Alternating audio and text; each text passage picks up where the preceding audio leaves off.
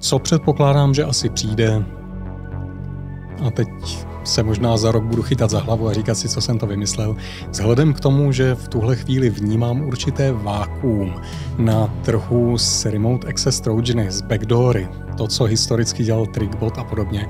Myslím si, že se nám tady vyprofiluje nějaký nový malware, který bude masivně šířený a který si ta kyberkriminální komunita velmi silně oblíbí.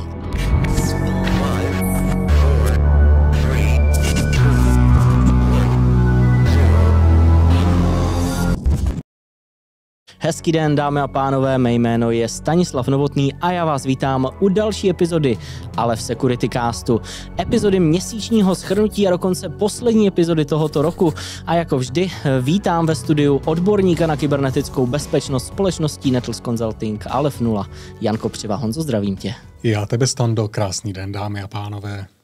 No a hned na začátek mi přišlo vhodné, možná i ve světle blížících se svátků, se podívat na zvýšenou vlnu v smishingu a vishingu a phishingu, možná vůbec v České republice. Více byl tedy v těch posledních měsících vidět právě ten smishing, neboli tedy podvodné SMS zprávy. Podle společnosti Analytics Data Factory ten nárůst počtu smishingových zpráv v České republice byl porovnání s těmi letními měsíci až 5násobný. No a útočníci zkouší pozornost tuzemských uživatelů různými způsoby. Vydávají se často za doručovací společnosti, jako je hlavně Česká pošta nebo UPS. Rádi také využívají image Alzy nebo se vydávají třeba i za VZP, úřad práce nebo samotnou policii. Co se týče toho vishingu, tedy podvodných telefonátů, tak tamto žádnými daty podložené nemám. Každopádně z kruhů, ve kterých se já pohybuji, tak slyším čím dál tím více a více příběhy o tom, že někdo někomu volá a typicky se snaží nějaký operátor s indickým přízvukem připojit přes remote desktop a něco tomu uživateli opravit třeba na jeho počítači. Honzo, vnímáš ty třeba nárůst phishingu celkově? Přiznám se, že u phishingu bych si neodvážil říct, že ano, protože toho bylo spousta, bude spousta a tam ke mně se dostane taky jenom to, co neodfiltruje někde nějaká automatika, tak to vidím.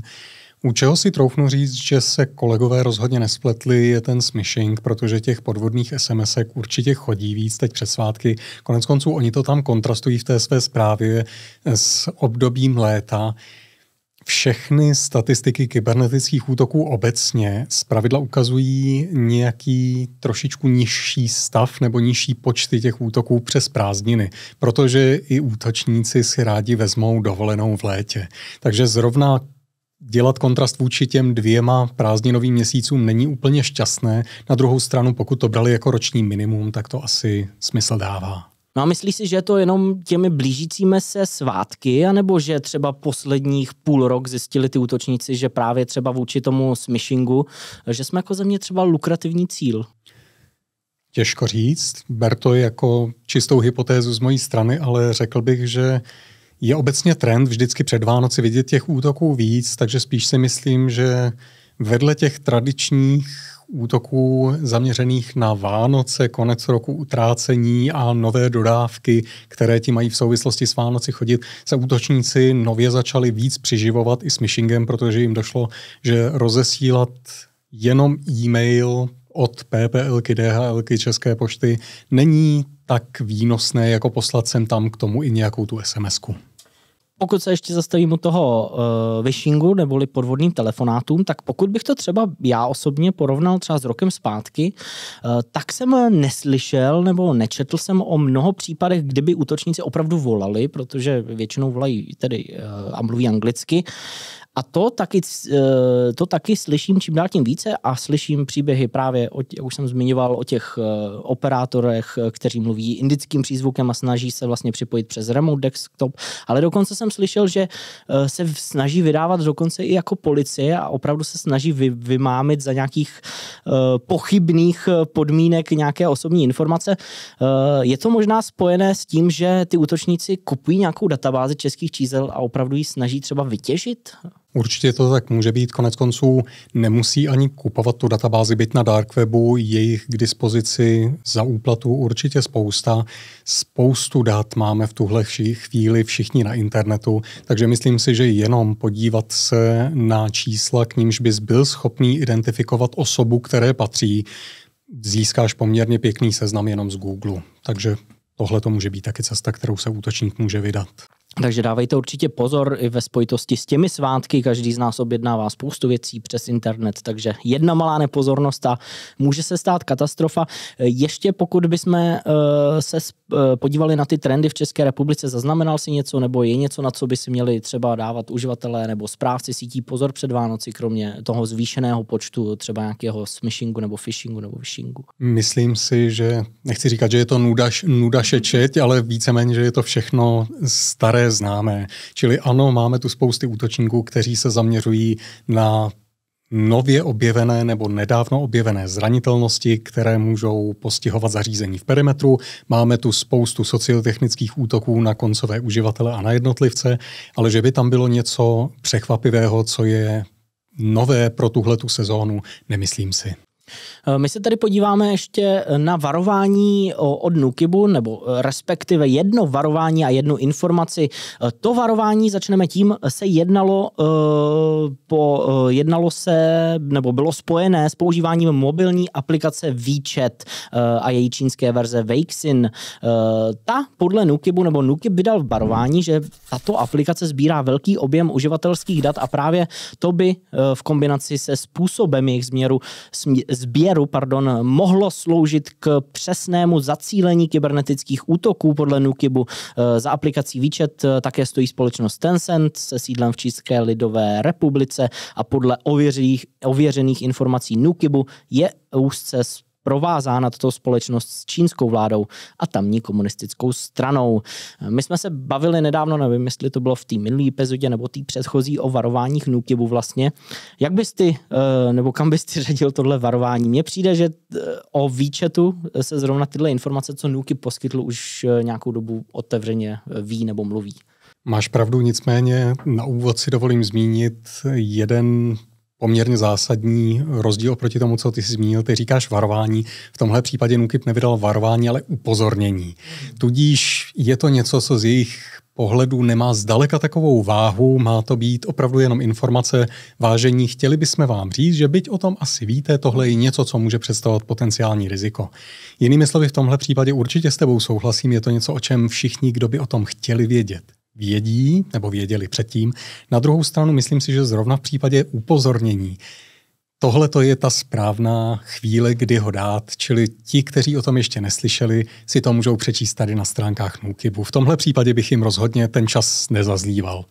No a za zmínku ještě určitě stojí informace o tom, že náměstek ředitele pro řízení sekce strategických agent a spolupráce Národního úřadu pro kybernetickou a informační bezpečnost Pavel Štěpáník a cyber attaché pro spolupráci s USA a Kanadou Berta Jarošová zastupovali Českou republiku na 3. ročníku International Counter Ransomware Summit, který ve Washingtonu organizovala Ann Neuberger, National Deputy Security Advisor pro kybernetickou bezpečnost a přelomové technologie. Česká republika se spolu s dalšími více než 40 státy připojila ke společnému prohlášení proti platbám výkupného při ransomwareových útocích.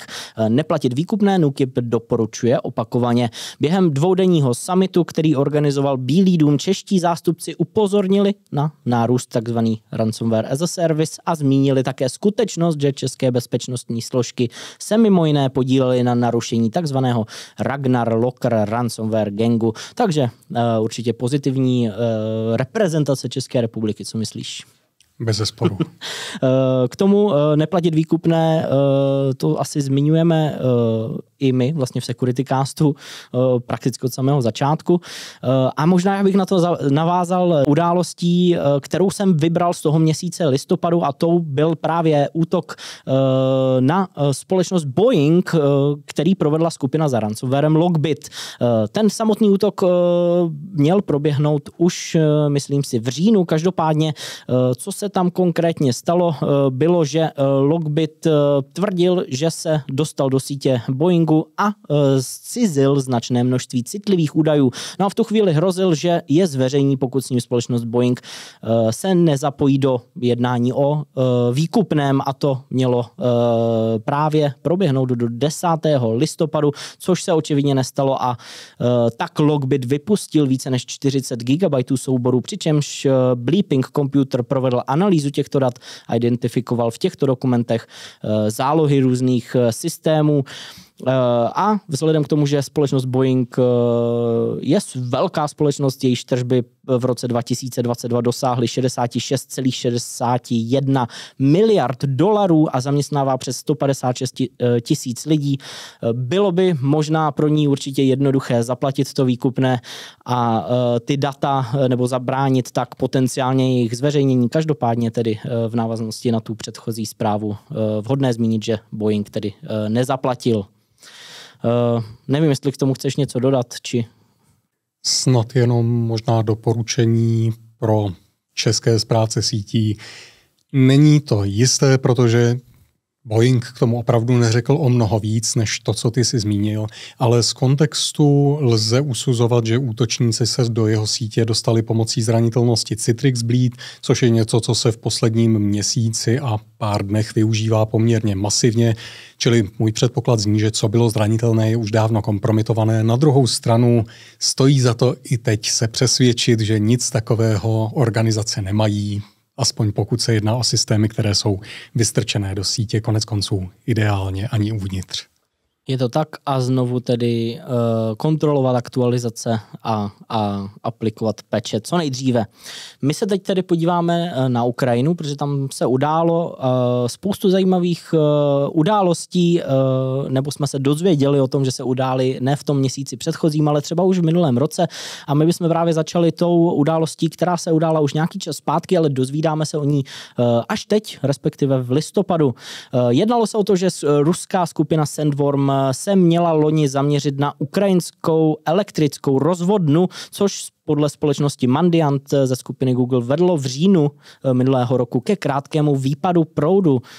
Sandworm měl použít techniky na úrovni OT Living of the Land k vypnutí jističů rozvoden, čímž způsobil neplánovaný výpadek během hromadných raketových úderů na kritickou infrastrukturu.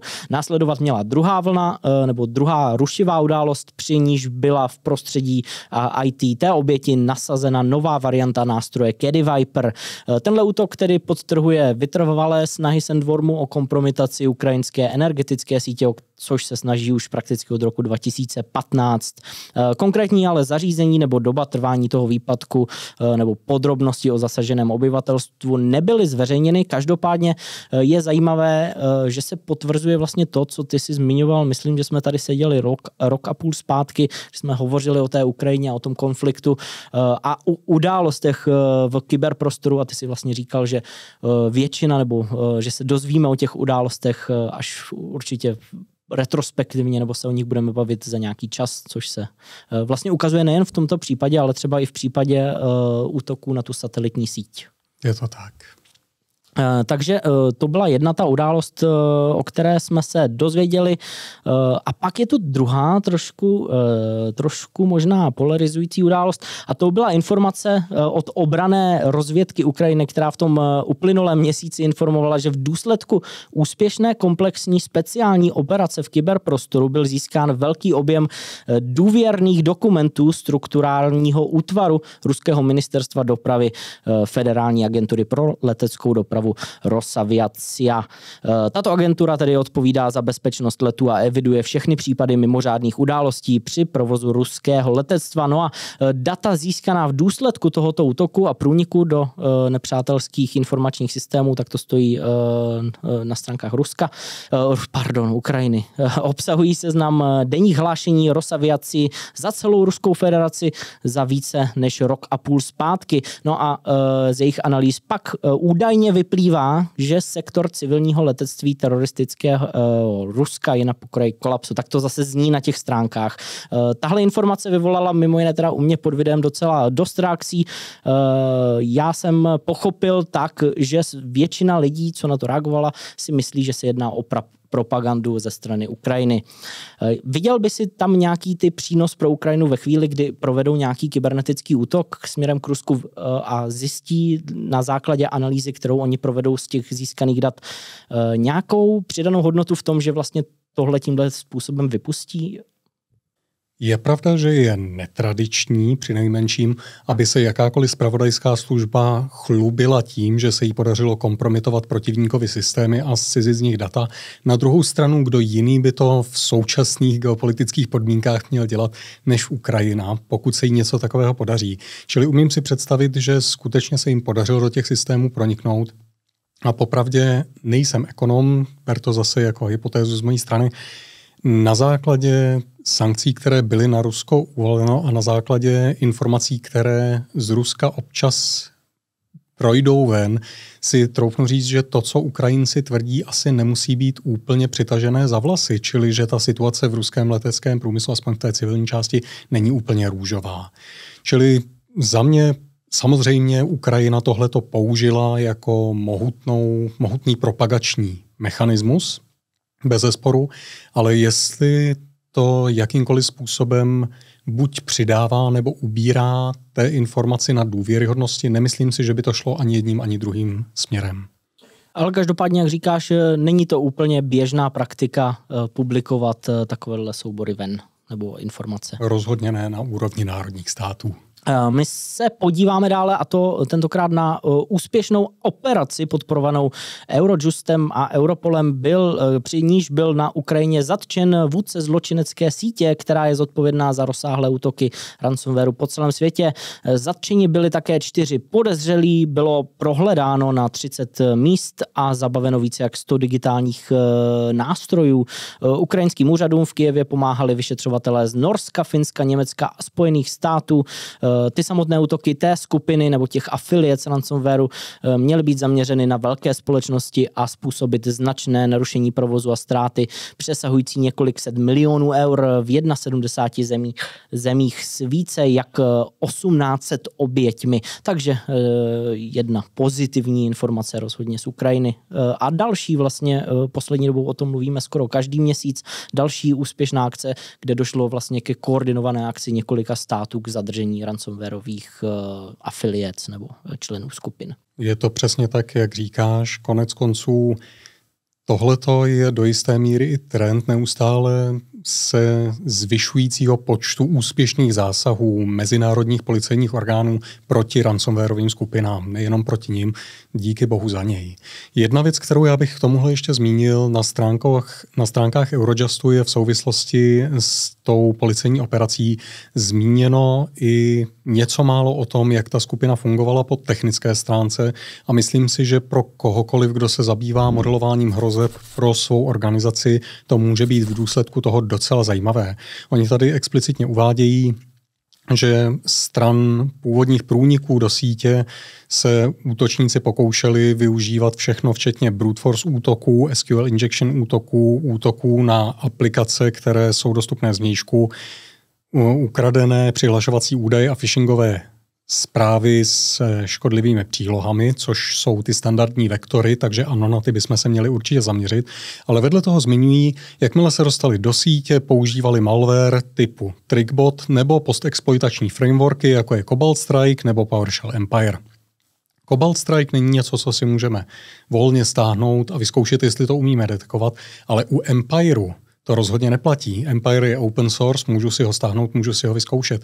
Tudíž pokud jsem větší organizace a nemám vyzkoušené, jak funguje Empire a nemám-li ověřené, že jsem schopný ho ve vybraných případech aspoň detekovat, je to rozhodně slabina, řekněme slabina. Mm-hmm.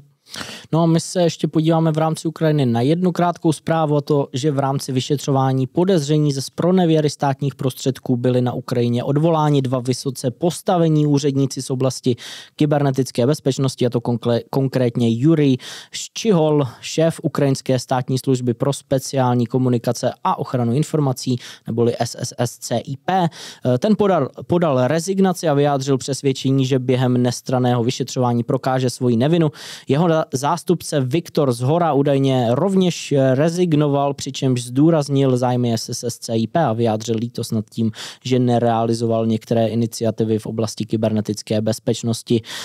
To odvolání se časově shoduje s protikorupčním vyšetřováním systému zadávání softwarových zakázek. V jehož rámci bylo v letech 2020 až 2022 zpronevěřeno $1,72 milionů. Tato propuštění jsou tak odrazem toho pokračujícího protikorupčního úsilí na Ukrajině, kde v poslední době došlo k prominentním sesazením v různých státních agenturách. Takže to jenom takhle. Nakonec, co se týče Ukrajiny a Ruska, jestli máš ještě něco dalšího, nebo ne? Tak se... Ukrajině a k Rusku, myslím si, že tentokrát ne. Dobře, v tom případě mně už tady akorát zbývá komentář k tomu, že organizace First zveřejnila CVSS verze 4.0. To je možná také pro vás, dámy a pánové, zajímavá věc, protože CVSS používáme u nás v Securitycastu také často, co se týče zranitelností. A jedná se tedy o to, že Forum of Incident Response and Security Teams zveřejnilo nejnovější verzi toho systému CVSS, neboli Common Vulnerability Scoring System. Ten má zásadní význam pro zachycení hlavních charakteristik bezpečnostních zranitelností a vytvoření číselného skóre odrážícího jejich technickou závažnost. No a verze 4.0 nabízí jemnější granularitu základních metrik, odstraňuje nejednoznačnost bodování, zjednodušuje metriky hrozeb a zvyšuje efektivitu hodnocení bezpečnostních požadavků, takže určitě další pozitivní zpráva.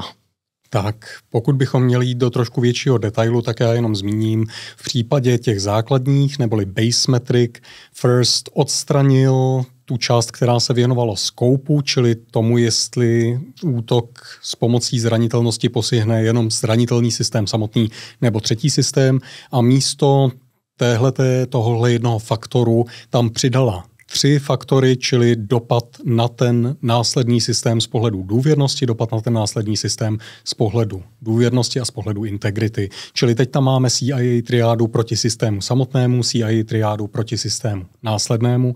Vedle toho nám do base metric přibyl ještě faktor, který se jmenuje attack requirements, který říká, jestli systém musí být nějakým způsobem specificky nastaven, nebo jestli útočník musí využít toho, že útok je možné zopakovat několikrát, aby byl úspěšný a tak dále, a tak dále. Kromě toho změnily se nám metriky, které se týkají hrozby jako takové, změnily se nám environmentální metriky drobným způsobem. A co je úplně nové, přibyla tam skupina doplňkových supplemental metrik. To jsou metriky, které se nepropisují do toho numerického skóre, čili jedná se spíš o katalog doplňkových indikátorů, které k tomu skóru může ten, kdo ho vytváří, dát. A ty se týkají toho, jestli zranitelnost má dopad na bezpečí lidí, na safety, jestli je automatizovatelné zneužití té zranitelnosti, jak složité je obnovit systém po zneužití té zranitelnosti a několik dalších faktorů.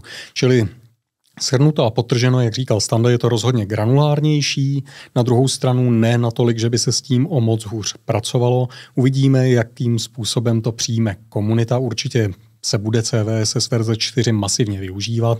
Na druhou stranu i u CVSS verze 3 nebo verze 3.1 se objevila spousta lidí, kteří říkali, že to není úplně reprezentativní metrika pro závažnost zranitelností v konkrétních případech, s čímž asi lze souhlasit. Na druhou stranu, pokud tady máme něco, co nám pomůže aspoň trošku a oproti tomu máme možnost nepoužívat nic, je to určitě lepší varianta.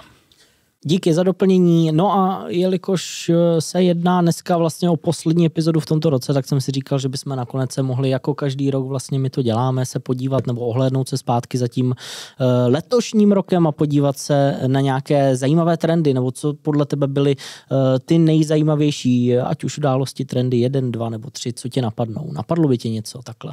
Pokud jde o trendy, jeden už jsme zmínili, to jsou ty stále častější a efektivnější akce policejních orgánů proti kyberzločineckým skupinám. Myslím si, že, a říkám to pocitově, nemám to podložené daty, ale myslím si, že v loňském roce jsme jich viděli citelně víc než rok předtím, ale letos jsme jich viděli citelně víc než před rokem. Takže skutečně mám pocit, že tenhle nárůst tady je. Vedle toho něco, co je podstatně méně příjemné, vidíme stále větší počty zneužívaných zranitelností, které se týkají systému na perimetru.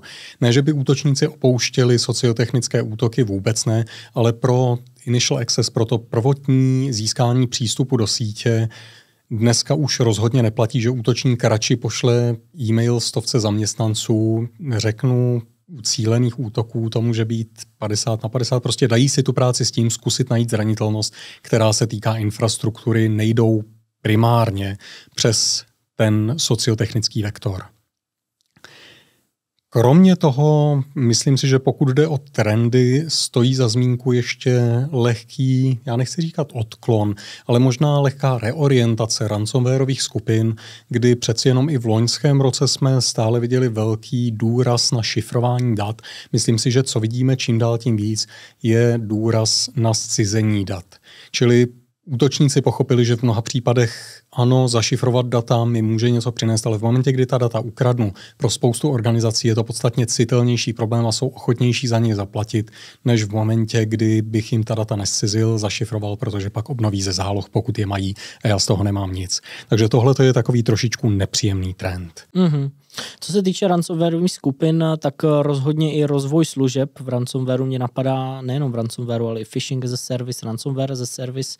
Vlastně on to tam zmiňovali i NUKIP.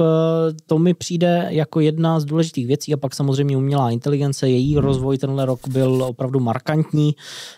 A i když já třeba osobně, jak jsem předestíral vlastně na začátku roku, že je začnou více útočníci implementovat třeba do phishingových útoků, tak to si myslím, že se úplně neděje. Každopádně ten vývoj té umělé inteligence jde dopředu tak rychle, že uvidíme, co nám přinese ten rok příští a zda útočníci opravdu začínou třeba vyvíjet nějaké své, pokud už nezačali, svoje umělé inteligence, které jim budou pomáhat v těch konkrétních věcech, které oni třeba potřebují. No a co se týče České republiky, tak mě ještě právě napadá ten phishing, ať už to možná nepřijde třeba citelné, tak mi přijde, že si útočníci nebo ty organizace, které stojí za ty call centra, které stojí za těmi útoky phishingovými, smishingovými, tak si uvědomují, že třeba v Česku je ten trh možná lukrativnější, než si mysleli, a to třeba i z toho pohledu, že my jsme se vlastně bavili, když to vemu rok zpátky, že těch událostí, kde se někdo napálí, kdy někomu pošle nějakou částku nebo investici, je spoustu a že to vidíme na týdenní bázi. Mně teď přijde, že to vidíme už na denní bázi, že opravdu těch případů je tolik. Tak teď je otázka, jestli se akorát zvýšil zájem veřejnosti a tím pádem se o tom i víc píše, nebo jestli ty útoky probíhají víc. Těžko říct. Jinak za tenhle rok mě nic asi dalšího nenapadá. Co si myslíš, že třeba ten další rok bude třeba nějaká největší změna na poli kyberbezpečnosti? Bude to ta umělá inteligence, bude to další rozvoj ransomwareových skupin, či to bude něco úplně jiného? Já vím, že to bude znít nudně, ale já popravdě nepředpokládám, že by se objevilo něco ultra přelomového. Určitě větší využívání umělé inteligence ze strany útočníků bude, na druhou stranu už ho v současnosti někteří využívají. To, že já to z té phishingové zprávy nepoznám, neznamená, že to útočník nepoužil, protože přeci jenom zejména pokud nehovořím nějakým cizím jazykem a chci v něm udělat phishingovou zprávu, ChatGPT za mě napíše a je to velice jednoduché. Na druhou stranu v momentě, kdy se podívám na to, co dneska vidíme ve smyslu třeba sextortion útoků, ty jsou stejné posledních x let, nezměnily se a stále z nich útočníci dokážou těžit. Takže k čemu směřuju? Ta umělá inteligence pro ně mnohdy ani není potřeba, aby byli schopní si phishingem vydělat. Na druhou stranu určitě ji budou využívat víc a víc, ne že ne, zejména ve chvíli, kdy ty modely budou o něco sofistikovanější a budou schopné efektivněji vytvářet i nějaký škodlivý kód. Na druhou stranu nemyslím si, že to bude přelomové. Co předpokládám, že asi přijde, a teď se možná za rok budu chytat za hlavu a říkat si, co jsem to vymyslel, vzhledem k tomu, že v tuhle chvíli vnímám určité vákuum na trhu s remote access trojany, s backdoory, to, co historicky dělal Trickbot a podobně, myslím si, že se nám tady vyprofiluje nějaký nový malware, který bude masivně šířený a který si ta kyberkriminální komunita velmi silně oblíbí. Ne, že by tu teď žádné nebyly, ale rozhodně bych neřekl, že tu máme něco, co bych dal na roveň Trickbotu, co je prostě to číslo 1. Takže myslím si, že tohle to nás asi potká, ale kromě toho nemyslím, že bychom viděli něco přelomového. Jsme teď mluvili hodně o těch negativních trendech. Napadá tě třeba nějaký pozitivní trend, co ty jsi viděl za ten předchozí rok třeba v rámci organizací nebo něco, co se razantně zlepšilo od těch let předchozích? Neřekl bych razantně zlepšilo, ale zlepšuje a myslím si, že tohle bude v příštím roce jenom akcelerovat. A to je adopce kybernetické bezpečnosti organizacemi. U nás, a myslím si, že v rámci celé Evropy, na tomhletom bude mít značný podíl NIS2, protože spousta organizací už to vnímá jako toho strašáka, kvůli kterému tu bezpečnost, kterou doteď odkládali, budou muset začít řešit. A zejména vzhledem k tomu, že je tam už i několik explicitních povinností stran vedení organizace, respektive NIS2 chce po národních úřadech, aby to nějakým způsobem řešili a NÚKIB v rámci toho návrhu, který je teď aktuální zákona a vyhlášek, explicitně dává organizačnímu vedení do povinností, aby se vzdělávali a aby na řízení bezpečnosti participovali. Myslím si, že tohle to bude do jisté míry ten motivační faktor, který spoustu organizací donutí, aby s tím něco dělali. Konec konců v momentě, kdy budeme mít vzdělané vedení ve společnostech, které pochopí, že bezpečnost nemusí být jenom ta bezedná díra na peníze, ale že to ve finále můžou použít třeba i jako obchodní argument, myslím si, že to taky pomůže trošičku lépe adopci. Je to tak, NIS2, respektive nový zákon o kybernetické bezpečnosti by měl vít v platnost příští rok, jestli se nemýlím. Takže taky určitě jedna zásadní událost v rámci toho našeho českého rybníčku. No a to si myslím, že jsme takhle krásně zakončili. Já jsem zvědavý, příští rok bychom mohli bychom si pustit tuhle část ze Securitycastu a podívat se na to, jak jsme měli nebo neměli pravdu. Každopádně, na co jsme dneska ještě zapomněli, bylo doporučení na měsíc prosinec. Tak jaké máš doporučení pro manažery a kybernetické architekty kybernetické bezpečnosti? Vzhledem k tomu, že jedna z věcí, kterou jsme nezmínili jako trend, ale je citelná, ona byla citelná už minulý rok, jsou falešné balíčky anebo únosy balíčků legitimních v rámci package managerů. Myslím si, že za co by stálo za to se bít, je bezpečnost vývoje. Tím nemyslím v software housech, tím myslím v libovolné organizaci. Moje doporučení pro vás, dámy a pánové, pokud jste zodpovědní za kybernetickou bezpečnost ve své organizaci, tedy zní, podívejte se po své organizaci a zjistěte, jestli v rámci ní nevyvíjíte software. Ne nezbytně komerčně pro nějakou třetí stranu, ale pro sebe interně, jestli někdo nevyvíjí skripty, které sám používá. Administrátoři to zpravidla dělají. Pokud ano, zkuste zjistit, kdo ty skripty dělá, kdo je používá a jestli nejste schopní to používání skriptů nějakým způsobem zabezpečit. Myslím tím zejména, podívejte se, jaké typy skriptů jsou ve vašem prostředí používané. V momentě, kdy se nebude jednat o Visual Basic skripty nebo JScripty, může stát za to zablokovat spouštění těchto skriptů, protože útočníci je používají s oblibou. Co určitě zablokovat nemůžete, je spouštění PowerShell skriptů, protože ty dneska v rámci Windowsu využívají všichni administrátoři a dobře dělají. Na druhou stranu to neznamená, že bychom tyhle ty skripty nebyli schopní taky zabezpečit trošičku lépe. Konec konců CISA nám k tomu, teď nevím, jestli začátkem letošního nebo koncem loňského roku vydala sadu doporučení.